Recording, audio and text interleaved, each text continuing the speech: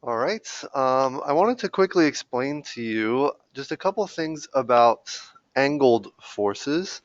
These are arguably some of the harder things to do when it comes to making force diagrams. So, just a quick recap. Typically, force diagrams, when they're nice and easy, they look something like this, where you have forces that go in every direction. I'm not going to label them because this is just my little hypothetical scenario here, but when you see a force diagram and it looks like that, that's very nice and it's very easy. And the great thing about having them like this is that you can very visually compare forces. Does this equal this? They look like they're about the same, right? So maybe they would cancel out, and then you can look at this one versus this one, and you can see that they should be close to being the same. Maybe the right one's a little bit bigger.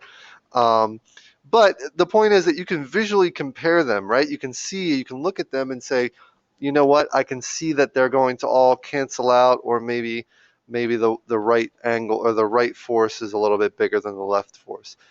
Um, so that's fine for forces that are, not at angles. However, let's say that we have a scenario here where we have a box. It's being held up by two strings. One string is angled like that, and then the other string is just perfectly to the right like that. If we were to draw a free body diagram for it, we would have gravity going straight down for the weight of the box. We would have a tension force pulling it to the right. We'll call that Ft1. And then we'd have some sort of angled force from the tension we'll call Ft2. Now, when I look at this free body diagram, it's not very obvious to me that these forces will cancel out. It's hard for me to visualize and be able to see whether these things are going to be balanced or unbalanced. So what we do to take care of that is we make what's called vector components. The word component just means it's a piece. Component. So a component is just a piece, right? And basically what we're doing is we're breaking it up into X and Y pieces. That's the whole point. So if you look at this first example again, all of these forces are either going in the Y direction, which is um, in the pink, right? Or they're going in the X direction, which is the yellow. But in this example, number 2 over here, we can see that this is going in the X direction, right? And then gravity is going in the Y direction. But that last force, Ft2, is going in both directions. It's going to the left, which is the negative X direction, and it's also going up, which is the positive Y direction. So what we have to do is we have to break that vector into an X and a Y piece. So the way that I'm going to do that is I'm going to pick a color here. I'm just going to let's make it red. Actually, let's make it blue.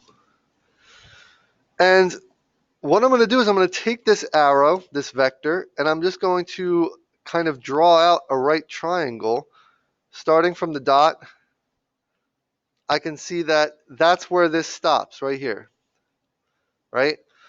That's the X piece of Ft2. So I'm going to call that Ft2X. Right here. That's what that one is right there. And then I'm going to make another force, and I'm just going to start at the tip of that arrow and draw right up to the other tip. That's the Y piece, Ft2Y. Now, when you make those two forces, or when you break that force into two different pieces, what you're really doing is you're kind of like deleting this. And now you have that same vector that you had, but now it's broken up into two things. You have the Y piece and the X piece. Now, I'm not going to leave that deleted because I think it's important to keep it there just to see what used to be there. But I want you to understand that we only really have three forces here. We just have one force that's been broken up into two pieces, X and Y. But now you can see that this is in the Y direction, and then this is in the X direction. And now it's very visual that you can see that this is equal to this, and this is equal to this. So the thing is that this net force will be equal to 0 here, and so therefore it's going to be at rest or at constant velocity, right? So that's the reason why we break forces into components, so that we can visualize and see if these things are going to be balanced or not. Later on in another video, we'll talk about how we also break up those forces so that we can put just those forces into X and Y component net force equations, so that we can actually make calculations and do math with it, because we can't do math when they're at angles. So that's another thing.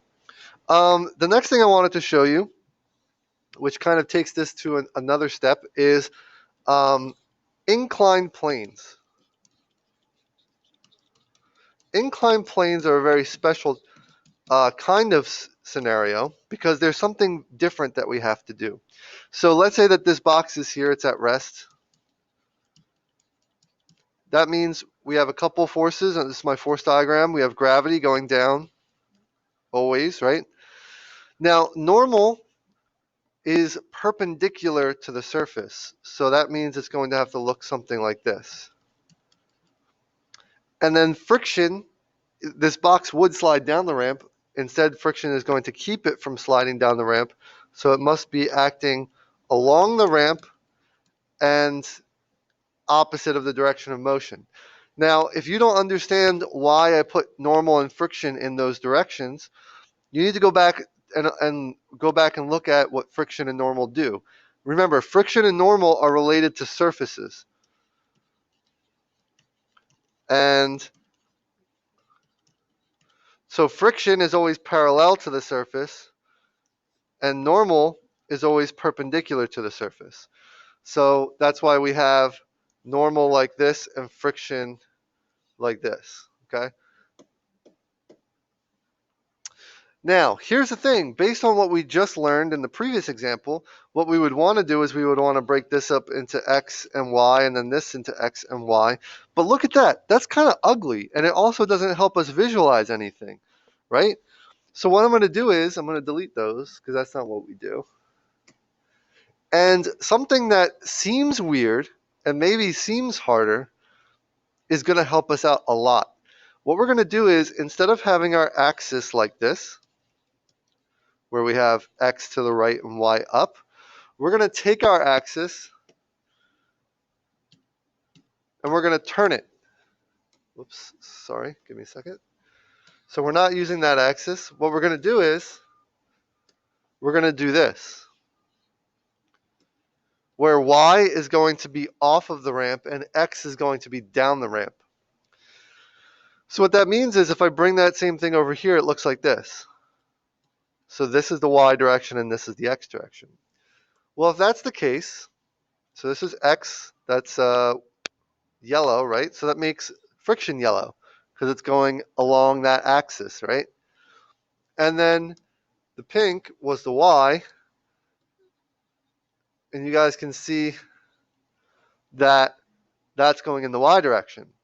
But what that means is gravity is going at an angle, right? So what we have to do is we have to break gravity up into X and Y components. So the easiest way, I think, to do this is to start with normal. So start at the dot, but then just backtrack from normal. And then remember, the X has to be parallel. So it has to be in the X axis, right? So that's got to look something like that. And then this is going to come back like that. So I'm just going to draw these in a little bit better here. So this is FGX, and then this is FGY. Now, the good thing about this is that now you can see, you can visualize this is equal to this. They're going to cancel. And this is equal to this. For inclined planes, almost every time this is what you want to do. You want to do what's called turning your axis, so that you can see the X and the Y a little bit better. Now, we're going to eventually do some more math with this, and I'll show you later. But the other nice thing about doing it this way is this angle here is going to equal this angle here, which will allow us to do some math with that and figure out some things. All right, so that is forces at angles and how we break up vector components, looking at both regular situations as well as inclined planes. I hope that you learned something.